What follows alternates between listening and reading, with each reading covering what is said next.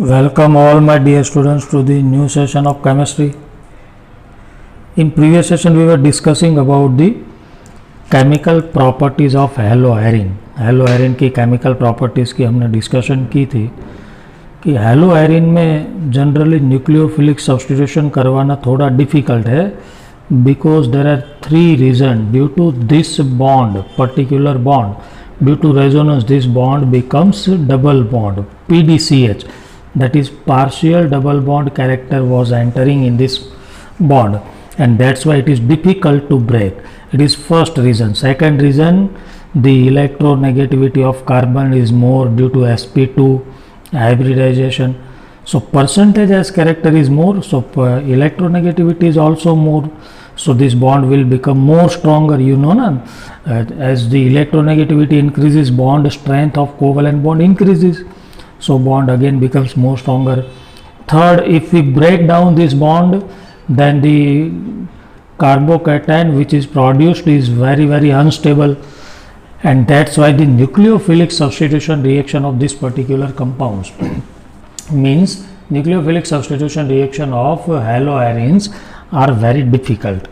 और वो हमने करवाया था बट डिफ़िकल्टी से, फिर हमने वो भी लिखा था कि यदि उसे थोड़ा इजीली करवाना है तो इन प्रेजेंस ऑफ EWG मतलब -M -H -I वाले ग्रुप यदि हम लगा दें, याद है ना, it was cleared in 11th also. EWG क्या होता है वो तो आपको पता है ना. If you don't know that, I think you should refer the notebook of 11th. GOC का नोटबुक साथ में रखना है आपको एक बार फिर से. अब आपका ऑर्गेनिक स्टार्ट हो ही गया है तो आपको एक बार फिर से पता होना चाहिए कि what is MHI effect, what is +M +H +I, similarly what is -M -H -I, ये सब अच्छे से पता होना चाहिए. व्हाट इज़ रेजोनेंस, और नहीं पता है तो फिर से एक बार मैं आपको बोल रहा हूँ कि you should clear this, otherwise आपको ऑर्गेनिक में थोड़ा प्रॉब्लम होगा. Because GOC is the basic of organic chemistry. तो आज कल हमने मतलब लास्ट सेशन में हमने न्यूक्लियोफिलिक सब्स्टिट्यूशन कर दिया था. आज हम करने जा रहे हैं हेलोएरिन का इलेक्ट्रोफिलिक सब्स्टिट्यूशन. आपको पता है हेलोएरिन या तो कोई भी एरोमेटिक कंपाउंड, चाहे वो बेंजीन हो चाहे वो फिनॉल हो, उसके इलेक्ट्रोफिलिक सब्स्टिट्यूशन बहुत इजीली होती है. क्योंकि आपको पता है ना कि बेंजीन रिंग के ऊपर कितने पाई बॉन्ड है, 3. एक ये पाई बॉन्ड, ये आपने 11th में आई थिंक ऐसा स्ट्रक्चर देखा होगा. बेंजीन के ऊपर ये 3 पाई बॉन्ड है और वो कंटिन्यूसली घूम रहा है. There are 3 pi bonds over the benzene, they are continuously moving. देखिए ये एक पाई बॉन्ड है, ये दूसरा पाई बॉन्ड है और it is 3rd pi bond and it is continuously moving. तो बेंजीन के ऊपर तीनों पाई बॉन्ड का क्लाउड ऐसे घूम रहा है. और पाई बॉन्ड मतलब इलेक्ट्रॉन, उसका मतलब बेंजीन के ऊपर बहुत ज़्यादा इलेक्ट्रॉन का चार्ज है, negative charge. Benzene is highly negative, कोई भी एरोमेटिक कंपाउंड, और इसलिए वो पॉजिटिव आयन को इजीली अट्रैक्ट कर सकता है. And positive ions are electrophile. Clear? And that's why aromatic compound में इलेक्ट्रोफिलिक सब्स्टिट्यूशन मतलब nitration, sulphonation, Friedel Craft alkylation, Friedel Craft acylation, halogenation. Halogenation में सिर्फ क्लोरीनेशन और ब्रोमिनेशन देखा था. ये रिएक्शन इजीली होती है because on benzene ring electron density is more. और सिमिलरली हमारे जितने भी हेलोएरिन है उसकी भी इलेक्ट्रोफिलिक सब्स्टिट्यूशन इजीली होगी.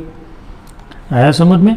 और दूसरी बात, हेलोएरिन है वो ऑर्थो पैरा डायरेक्टिंग ग्रुप है, क्योंकि ये इलेक्ट्रॉन डोनेटिंग ग्रुप है.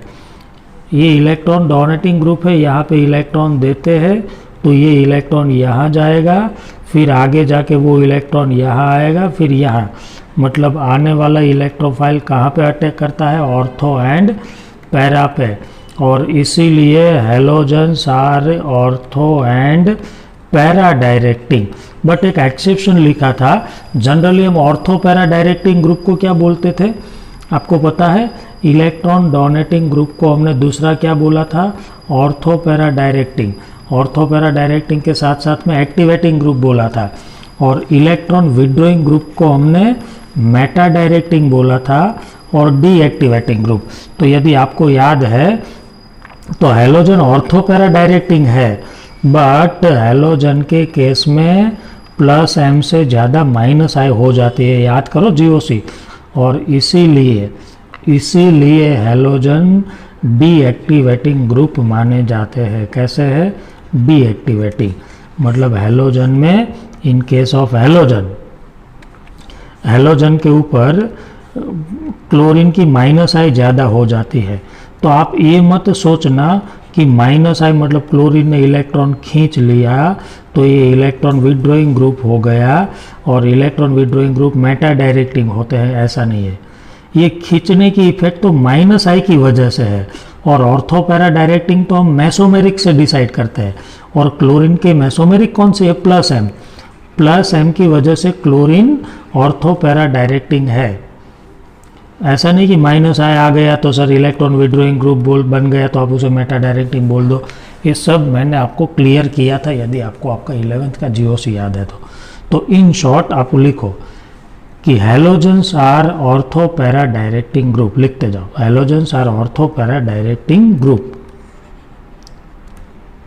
But in case of halogen plus M is less than minus I, ये भी लिखो, but in case of halogen plus m is less than minus I, and that's why halogen are deactivating group। और आपको तो पता है ना electrophilic substitution का ऑर्डर क्या था? बेंजीन उससे ज़्यादा एक्टिवेटिंग ग्रुप की स्पीड में होती है और सबसे कम डीएक्टिवेटिंग ग्रुप की रिएक्शन होती थी electrophilic, if you remember the order. तो ये अब इन शॉर्ट ये डिसाइड हुआ कि ये हैलोजन आने वाले इलेक्ट्रोफाइल को कहाँ भेज देगा? ऑर्थो पैरा डायरेक्शन पे। तो हम देखने जा रहे हैं इलेक्ट्रोफिलिक सब्स्टिट्यूशन ऑफ हैलोआयरिन, और इलेक्ट्रोफाइल कहाँ आएगा? ऑर्थो पैरा पे। हम देखेंगे नाइट्रेशन, सल्फोनेशन, हैलोजिनेशन, सब एक एक करके।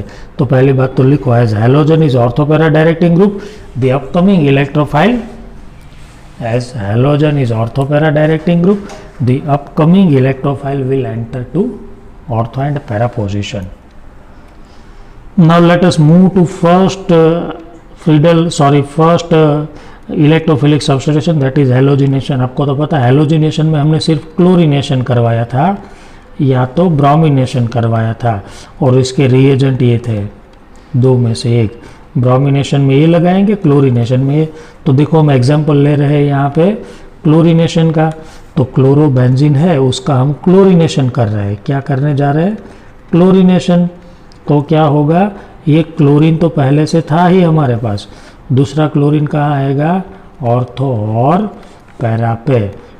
1,2 डाइक्लोरोबेंजीन या तो ऑर्थो डाइक्लोरोबेंजीन।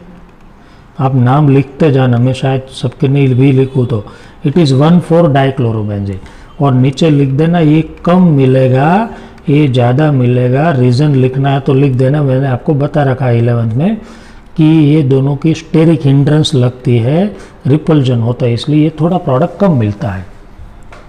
क्लियर ना? Now let us go for second, nitration. Nitration में ये क्लोरोबेंजीन, नाइट्रेशन के रिएजेंट क्या थे आपको पता है?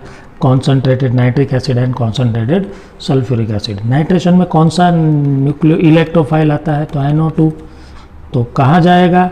तो ऑर्थो पैरा पे। कौन डिसाइड करेगा? तो chlorine. Chlorine is ortho para directing group, तो ये हो गया हमारा 1,chloro-2 नाइट्रो बेंजीन, और इससे आप क्या लिख देंगे? 1,chloro-4 नाइट्रोबेंजीन, ब्रैकेट में लिख देना माइनर, ब्रैकेट में लिख देना मेजर। क्लियर? सल्फोनेशन। सल्फोनेशन में कौन सा इलेक्ट्रोफाइल एंटर होता था? SO3H। तो सल्फोनेशन का रिएजेंट तो आपको याद है, कॉन्सनट्रेटेड सल्फ्यूरिक एसिड था, तो एंटर होगा SO3H। कहाँ जाएगा? ऑर्थो एंड पैरा पे, because halogen is ortho para directing group ना, it is ortho and para directing group. तो क्या मिला मुझे? 2-क्लोरो। अब ये मेन फंक्शनल ग्रुप हो गए, ये प्रायोरिटी ऑर्डर पता है ना, तो नंबरिंग यहाँ से होगा 2-क्लोरो बेंजीन सल्फोनिक एसिड। इसे तो पता है ना, हम बेंजीन सल्फोनिक एसिड बोलते थे, बेंजीन का सल्फोनेशन याद करो, 2 क्लोरोबेंजीन सल्फोनिक एसिड, कम मिलेगा माइनर, और इसमें क्या लिखेंगे 4 chlorobenzene sulphonic acid major. Clear. Next Friedel Crafts alkylation, क्या एंटर होता है, alkyl group means methyl ethyl propyl, reagent क्या थे RX प्लस एनहाइड्रस AlCl3। अभी RX में क्या एंटर करवाते थे, मिथाइल इथाइल प्रोपाइल, इसमें कार्बोकैटायन बनता था, याद करो 11। फिर से थोड़ा थोड़ा आप इसे कनेक्ट करते जाओ तो आपको थोड़ा अच्छा लगेगा। R कार्बोकैटायन था, इट में रीअरेंज ऑल्सो, बट हम यहाँ पे उसे नहीं देखेंगे, हमने वहाँ देख लिया था। ये फ्रीडल क्राफ्ट अल्काइलेशन हो रहा है, अल्काइल ग्रुप में कौन सा लिया है हमने, methyl, so methyl will enter to ortho and para, 1 chloro 2 methyl benzene, 1 chloro 2 methyl benzene, that is minor product, और 1 chloro 4 methyl benzene major product होगा। Clear. Now next Friedel Crafts acylation, acylation में तो आपको पता है ना, CH3COCl लिया जाता था, RCOCl, या तो एनहाइड्रस RCOCl के अलावा आप एसिड एनहाइड्रेट भी लेते थे, plus anhydrous AlCl3, Friedel Crafts acylation. COCH3 group आता था, आपको पता है इलेक्ट्रोफाइल COCH3 होता है, तो ये आया COCH3, ये आया COCH3, इसे इतने पोर्शन को हम क्या बोल रहे थे, एसीटोफिनोन, तो इसका एसीटोफिनोन बोल दे, आपको याद है 11th में इसे एसीटोफिनोन बोला था, तो 1 नंबर पे ये और 2 पे ये, क्योंकि मेन फंक्शनल ग्रुप हमारा कीटोन हो गया, तो 2 क्लोरो एसीटोफिनोन, और ये हो जाएगा 4 chloro acetophenone. This product will be minor due to steric hindrance. Clear ना। नेक्स्ट ये आपकी मतलब रिएक्शन कंप्लीट हो गई जितनी भी थी। आई एम नेक्स्ट एक क्वेश्चन देखते हैं। एग्जाम्पल आपकी टेक्स्ट बुक में दिया है, एग्जाम्पल 10.10। अभी मैंने डिस्कस किया था कि क्लोरीन इलेक्ट्रॉन विड्रॉइंग ग्रुप है, फिर भी ऑर्थो पैरा डायरेक्टिंग क्या है, ये थोड़ा लिखने का गलत तरीका है। देखिए क्लोरीन की 2 इफेक्ट लगती है, +M and -I। Generally mesomeric powerful होती है, but in case of halogen -I बढ़ जाती है, इसलिए लोग उसे इलेक्ट्रॉन विड्रॉइंग ग्रुप बोलते हैं।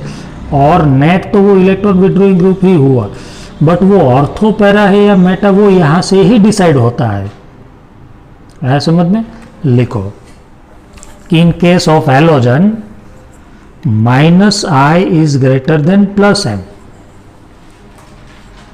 So according to -I effect लिखते जाना, according to -I effect halogen is means chlorine is electron withdrawing group, but according to +M effect chlorine is electron donating group. Now orthopara directing, whether the group is orthopara directing or the group is meta directing is decided by mesomeric effect, and according to +M effect chlorine is orthopara directing. Clear. मैंने आपको बहुत detail में उसमें भी समझाया था 11th में, तो आप इसका रीज़न ये लिख सकते हैं। नाउ एक लास्ट क्वेश्चन इंटेक्स का 10.9। आपको आइडेंटिफाई करना है ए क्या होगा, B, C, D, E, R and R'। इतनी चीज़ें आपको आइडेंटिफाई करनी है। पहली बात मैं आपको उससे पहले समझाना चाहता हूँ कि मैंने आपको एक रिएक्शन लिखवाया था कि RX + Mg, इसे आप ड्राई ईथर के साथ रिएक्शन करवाओ तो मिलता था RMgX। इसे आपने बोला था ग्रिग्नार्ड रिएजेंट। क्या बोला था, ग्रिग्नार्ड। अब इसकी ट्रिक मैं आपको बता देता हूँ, हर बार काम में आएगी, क्योंकि ये तो पूरा 11th 12th दोनों में आएगा, और सॉरी पूरे 12th में सब ऑर्गेनिक चैप्टर में आएगा। अब क्या होता है, ये एक R है और ये Mgx है, इसमें कार्बन की इलेक्ट्रोनेगेटिविटी ज़्यादा होती है, तो ये नेगेटिव है और ये पॉजिटिव। जब आपको इसमें कुछ भी ऐड करना है x y, तो मान लो x+ है और y-, तो प्लस वाले को आप यहाँ भेज देना माइनस वाले को यहाँ, दैट इज द ट्रिक, क्योंकि ऑब्वियसली ये माइनस है तो वो प्लस वाले को अट्रैक्ट करेगा, और ये माइनस प्लस है तो माइनस के पास जाएगा। क्लियर, ये खास ध्यान में रखना है ग्रिग्नार्ड रिएजेंट का, ये आप ध्यान में रख लेना। और दूसरा मैंने आपको एक वुड्स रिएक्शन बताया था, पता है वुड्स रिएक्शन? वुड्स रिएक्शन में क्या होता था, RX plus RX in presence of dry ether या तो ड्राई एसीटोन और सोडियम की प्रेजेंस में XX निकल गए और RR जुड़ जाता था। बस इसे हमें यहाँ पे अप्लाई करना है। इसका उल्टा पूछ लिया कि भाई CH3 CH CH3 CH CH3 CH3 मिला है मुझे, तो ये कौन सा RX RX कौन हो गए? तो सीधी बात, ये XX निकल के बना था तो फिर से R को जोड़ दो, बीच में से कट करो, तो ये R था और ये R था, इट इज़ RX RX, तो यहाँ पे X लगा दो फिर। क्लियर? तो ये दोनों रिएक्शन को अप्लाई करके हम ये क्वेश्चन को सॉल्व करेंगे 10.9। आइए हम सॉल्व करते हैं। सबसे पहला है ये RX आया, देखो ये RX प्लस Mg गिव्स ये, तो ऑब्वियसली ये क्या होगा मेरा ग्रिग्नार्ड रिएजेंट। क्या होगा? Grignard reagent. और आपको तो पता है कि अभी अभी मैंने बोला ग्रिग्नार्ड रिएजेंट में क्या होगा, ये RX था, मतलब ये R है मान लो, और ये X था तो ये बन गया RMgX। क्लियर? ये यही होगा ना, ये ग्रिग्नार्ड रिएजेंट हो गया। तो आपने A को तो आइडेंटिफाई कर लिया, आप सीक्वेंस में रिएक्शन भी लिखते जाना, आपको अच्छे से समझ में आएगा। अब अभी अभी मैंने बोला कि ग्रिग्नार्ड रिएजेंट का ट्रिक क्या है, what is the trick behind Grignard reagent? Grignard reagent में ये कार्बन होता है वो नेगेटिव होता है और ये पॉजिटिव। अब देखिए उसी ग्रिग्नार्ड रिएजेंट में आप क्या ऐड करने जा रहे हैं? वाटर। तो वाटर में दो पार्ट होते हैं, H plus and OH minus. तो प्लस कहाँ जाएगा? ये माइनस पे, और OH कहाँ जाएगा? इसके साथ, और प्लस कहाँ जाएगा? इसके साथ, मतलब ये बन गया साइक्लोहेक्सेन। B मेरा क्या हो गया? ये माइनस था कार्बन, इस पे H आ गया, मतलब ये साइक्लोहेक्सेन कंप्लीट हो गया। इसे नहीं लिखना है, ध्यान रखना। ये साइक्लोहेक्सेन बन गया, आया समझ में? B साइक्लोहेक्सेन बन गया, और इसके साथ कौन चला गया? MgBr के साथ OH। क्लियर? तो B हो गया साइक्लोहेक्सेन, और ये आपका ग्रिग्नार्ड रिएजेंट, ये वाला ग्रिग्नार्ड रिएजेंट ये हो गया आपका। नाउ चले हम आगे चलते हैं। ये पूरा नया हो गया, दूसरा, मतलब क्वेश्चन वही है, सीक्वेंस में चल रहे हैं वो लोग। अब एक दूसरा रिएक्शन है RBr प्लस Mg, तो फिर से वही हुआ ड्राई ईथर, तो ये क्या मेरा होगा? Grignard reagent. क्या हो गया? Grignard reagent. ये ग्रिग्नार्ड रिएजेंट बहुत इंपॉर्टेंट, याद रखना। ये होगा मेरा RMgBr, हो गया RMgBr। C, ये मुझे मिल गया C क्या हो गया हमारा? RMgBr। अब इसमें आपने D2O ऐड किया, D2O, तो D2O में क्या होता है? D plus and OD minus, जैसे H2O में होता है। तो देखिए ये प्लस वाला पोर्शन, अभी हम आपको मैंने बताया कि ग्रिग्नार्ड रिएजेंट का ट्रिक क्या है। ग्रिग्नार्ड रिएजेंट में ये माइनस होता है और ये प्लस, तो ये D वाला पोर्शन आपका R के साथ गया होगा। तो D कहाँ गया है? देख लो, D CH के साथ, मतलब ये आपका R होगा। तो R हो गया आपका CH3 CH CH3, फिर उसके साथ ये MgBr था। देखो आपको अब समझ में आया, ये प्लस ये माइनस, ये पूरा R क्या था? तो ये इतना पोर्शन था R। कैसे पता चला? तो रिवर्स क्रॉस चेक किया। अब देखिए इसे तोड़ के D प्लस यहाँ पे आया। क्लियर? तो उसका मतलब आपका R क्या था? इतना पोर्शन था, ये R था आपका, यही R था, इतना। क्लियर? कैसे पता चला? आया ना समझ में? मैंने अभी बोला ग्रिग्नार्ड में जो नेगेटिव होता है उस पर प्लस जाता है, तो D2O में प्लस कौन है? D। तो D कहाँ गया होगा? R पे। तो D कहाँ गया है? देखो जहाँ गया है वो मेरा R है, ये R है। क्लियर? तो R भी मिल गया। हमें R भी तो फाइंड करना था, देखो R भी फाइंड करना था, ABCDE और R डैश, तो देखो मुझे R मिल गया। क्लियर? अब लिखते जाना, ये आर है। अब हमें देखो इक्वेशन है कि आर डैश एक्स है जिसका मैंने सोडियम और ड्राई ईथर के साथ रिएक्शन किया तो ये प्रोडक्ट मिला। अभी तो मैंने आपको बताया सोडियम और ड्राई ईथर के साथ रिएक्शन करना मतलब Wurtz reaction, R X plus R X gives R R, बस ये उसका उल्टा जा रहा है, मतलब ये वही है R dash X plus R dash X. ये लोग ने यहाँ पे 2 नहीं लिखा है, जरूरी नहीं है 2 लिखना। अब आप इस रिएक्शन को उल्टा ले जाके सोचो कि ये जिसमें से मिला है आर डैश एक्स में से, इसे तोड़ के देखो ये इसे, तो क्या हाथ में आया आपको CH3 CH3 CH3। दूसरा पोर्शन अब देखो CH3 CH3 CH3, ये आर डैश था आपका, ये दोनों आर डैश थे, इसके साथ एक्स था, इसके साथ एक्स था, वो दोनों एक्स निकल के आपके यहाँ पे वुड्स रिएक्शन करके ये प्रोडक्ट बन गया था। तो मेरा आर डैश एक्स क्या है, समझ में आया आपको? आर डैश एक्स क्या था? ये मेरा आर डैश एक्स था, मिल गया मुझे। आर डैश क्या था? तो आर डैश इतना था, ये आर डैश है, ये इतना लिखना है तो लिख दो, आपको आर डैश भी तो आइडेंटिफाई करना है ना। तो ये मेरा आर डैश था, इतना पोर्शन। अब ये मुझे मिल गया आर डैश एक्स, ये वाला।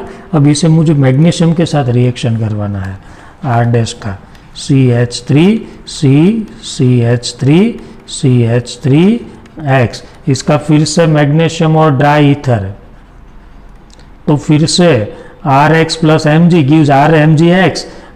ये R है या R डैश जो भी है, बीच में Mg आ जाएगा, तो फिर से ग्रिग्नार्ड रिएजेंट मिलेगा मुझे MgX CH3, ये मुझे मिला D, यही तो है D, ये D था ना, इसे आगे ले गए तो फिर E, इसका H2O के साथ रिएक्शन करवाओ तो E। फिर से मैंने क्या बोला, ग्रिग्नार्ड में तो बहुत सिंपल है, ये पार्शियली नेगेटिव है, ये पॉजिटिव। अब H2O में तो क्या होता है, इसे आगे ले जाना है ना H2O के साथ, तो H2O में H प्लस होता है, OH माइनस, तो H प्लस को कहाँ भेजे, ये कार्बन के साथ। तो देखो मेरा क्या हो गया, CH3 CH3 CH3 CH, इसके साथ चला गया, ये मेरा मिल गया E। तो आई थिंक आपको ये क्वेश्चन समझ में आया होगा। ऐसे क्वेश्चन आपको बोर्ड में 4 मार्क्स में पूछे जा सकते हैं। तो आपको इसके लिए 2 रिएक्शन याद रखने, एक तो ग्रिग्नार्ड रिएक्शन और दूसरा वुड्स रिएक्शन। पूरा रिएक्शन मैंने ये दोनों को लेके सॉल्व किया है, और ऐसे ही कुछ क्वेश्चन आई होप कि हमें NCERT एग्जाम्पलर में भी मिलेंगे या तो फिर दूसरा एक्सरसाइज में भी मिल सकते, तब भी हम सॉल्व करेंगे। तो ऑर्गेनिक में आपको ऐसे कन्वर्जन पूछते हैं कि ए में से बी हुआ तो यहाँ पे क्या होगा, तो उसके लिए आपको हर एक रिएक्शन को अप्लाई करना होगा। और हम क्या करेंगे, जैसे ही चैप्टर कंप्लीट होगा मैं आपको इंपॉर्टेंट रिएक्शन की लिस्ट लिखवा दूंगा, 3 या 4 या 5 रिएक्शन, उसे लेके सारे कन्वर्जन आपके हो जाएंगे। क्लियर? तो आज के सेशन को हम पर्टिकुलर यहाँ पे रोकते हैं, मिलेंगे नेक्स्ट सेशन में नए टॉपिक के साथ। Till then good bye.